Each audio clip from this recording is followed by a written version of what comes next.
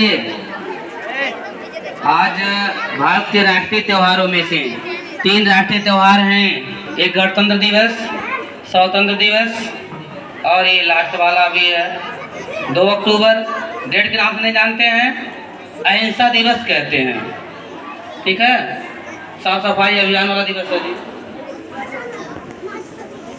आज भारत के 2 महापुरुष की जयंती है। एक है बापू राष्ट्रपिता स्वयं और एक है भारत के द्वितीय प्रधानमंत्री लाल बहादुर शास्त्री। तो पहले थोड़ी सी बातें आप लाल बहादुर शास्त्री के बारे में सुन लीजिए।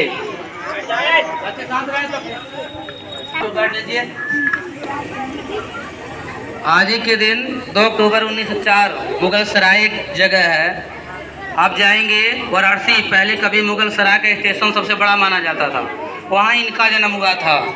भारत के द्वितीय प्रधानमंत्री, बीच में कार्यवाहक प्रधानमंत्री बने थे गुलजारी लाल नंदा।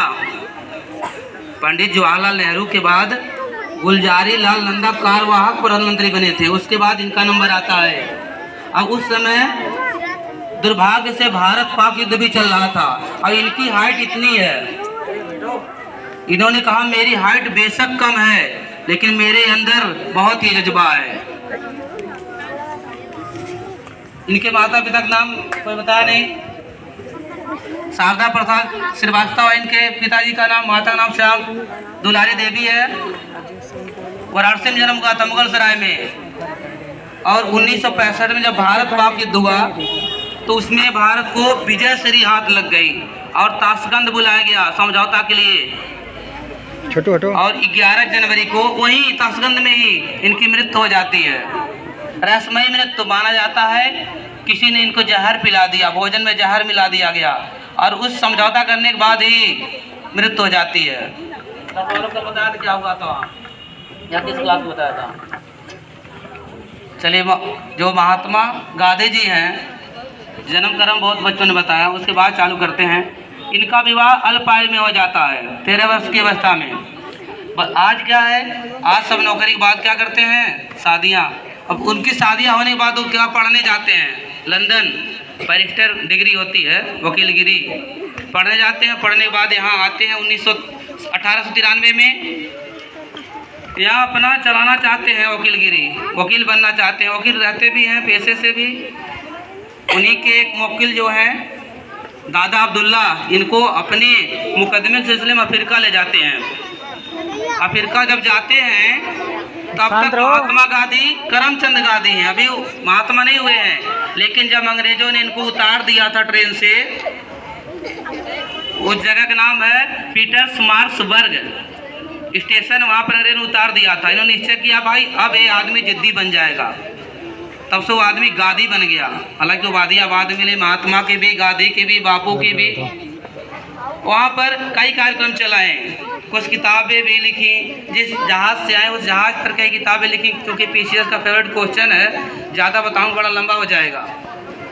फिर दोबारा इनका आगमन कब होता है, 9 जनवरी 1915 को। उसी दिन हम क्या मनाते हैं, प्रवासी दिवस मनाते हैं, भारत आ जाते हैं।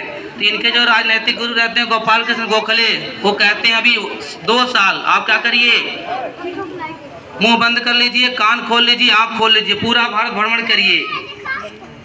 इस बीच वह साबरमती नदी किनारे साबरमती आश्रम की स्थापना करते हैं 1917 में। अब क्या होता है, एक रामचंद्र शुक्ला जी आते हैं, कहते हैं महाराज जी चलिए चंपारण सत्याग्रह के लिए जाते हैं।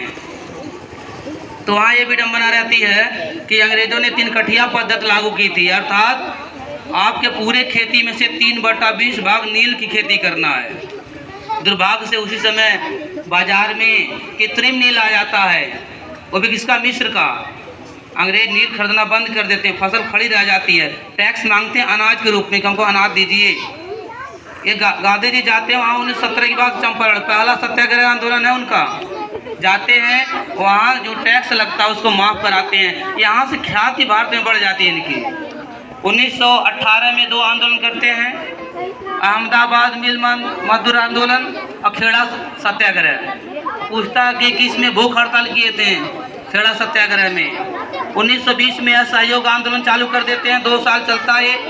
5 फरवरी 1922 को अपने गोरखपुर जिले में, बगल में है गोरखपुर जिला, वहाँ पर क्या करते हैं, जो इनके सहयोगी रहते हैं 22 पुलिसकर्मियों को जिंदा जला देते हैं चौरी चौरा में। ये भी बहुत प्रसिद्ध घटना है।